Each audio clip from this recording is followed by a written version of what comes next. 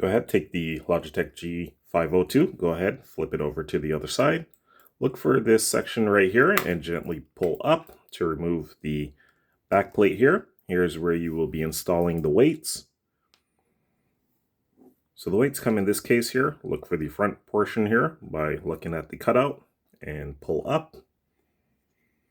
And then from here, it's like a puzzle here. You can just go ahead and just slot them in here.